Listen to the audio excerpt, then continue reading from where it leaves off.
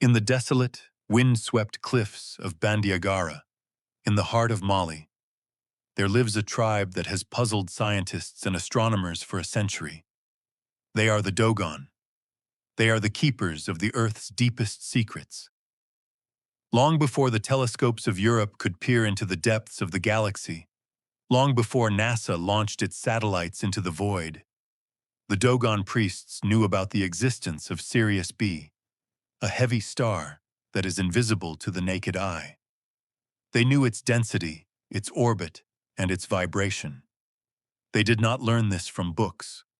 They learned it from the sky.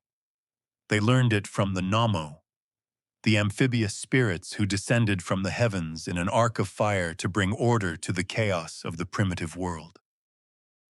To the Western mind, these are just myths, just stories told around a campfire to pass the time. But to the spiritual mind, myths are not lies. They are encoded history.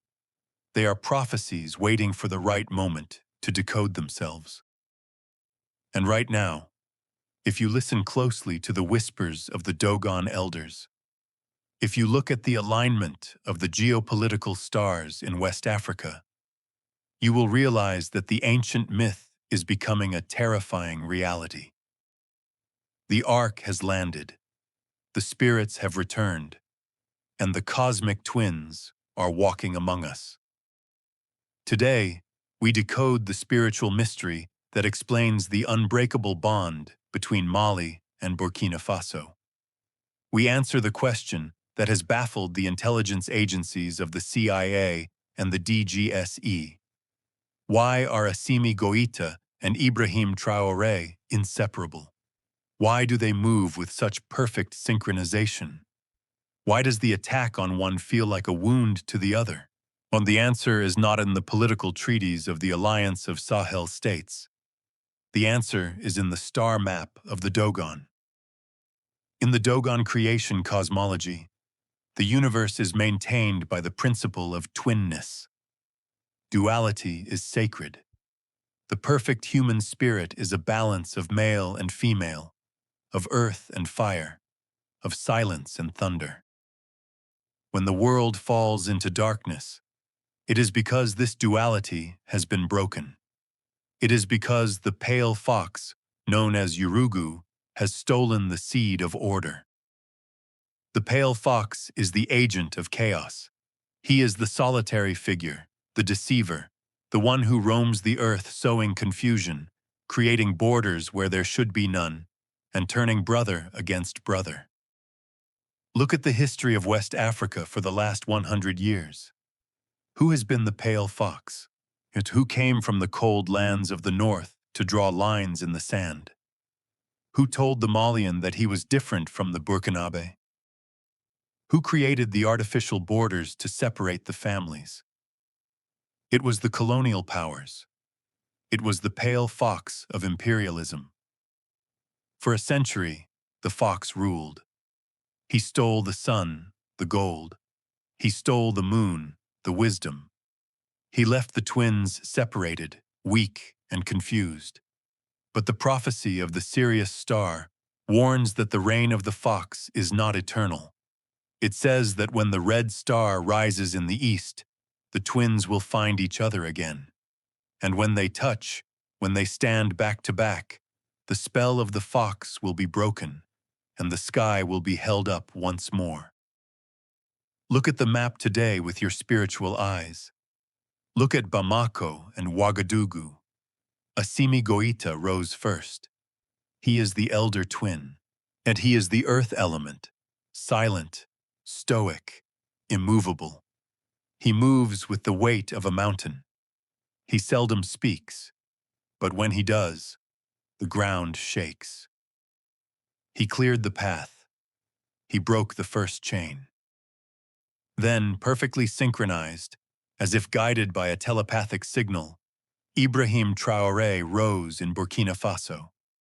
He is the younger twin. He is the fire element, passionate, swift, burning with the righteous rage of the ancestors. The West calls them junta leaders. They call them putschists. They try to analyze them with the logic of political science. They say, oh, it is a domino effect of coups. They are blind. They are looking at the surface of the water, while the Leviathan moves beneath. This is not a political contagion. This is a spiritual reunion. The twins have found each other. The Nommo spirits have taken human form to pilot the Ark of the Sahel through the storm of the apocalypse. Notice how they interact.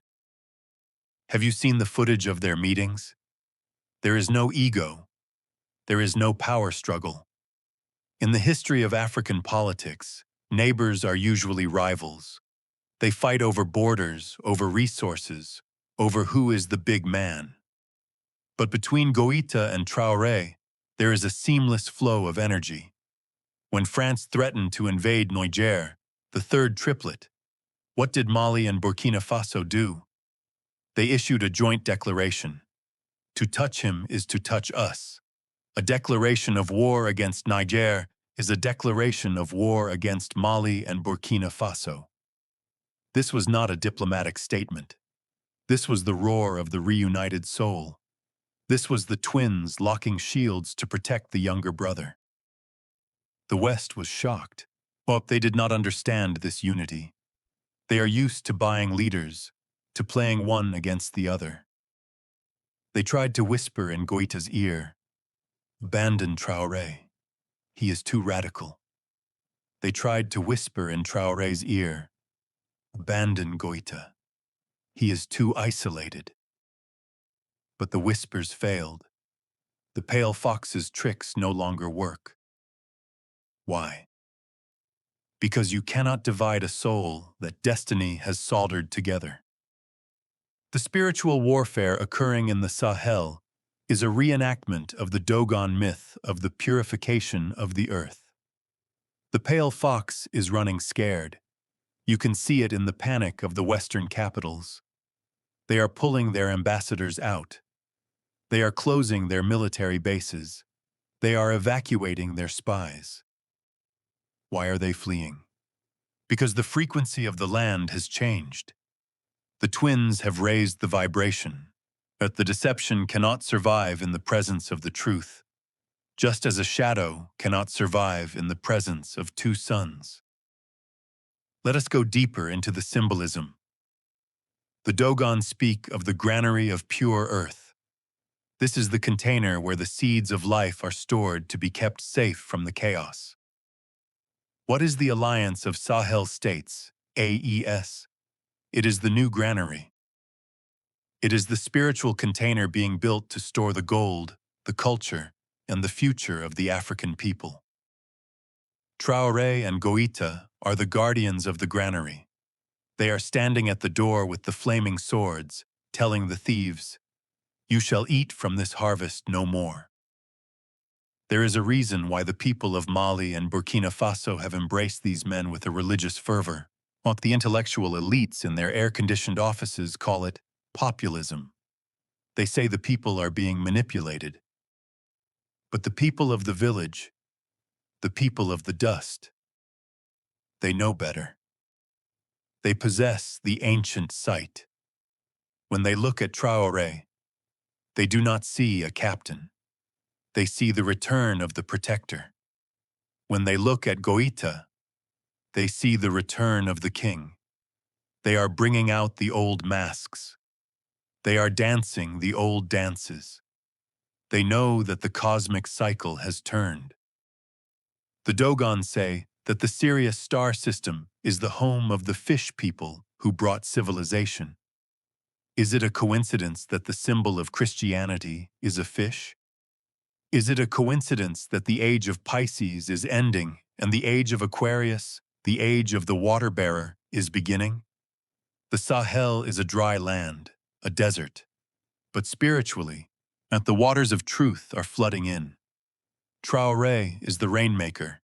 He is bringing the water of sovereignty to a thirsty land. The skeptics will say, this is just mythology. This is just superstition. To them, I say, look at the results. For 10 years, the most powerful armies in the world, the French, the Americans, the UN, tried to defeat the terrorists in the Sahel. They failed. In fact, the terrorism grew. The chaos spread. The pale fox fed on the disorder. Then, the twins arrived.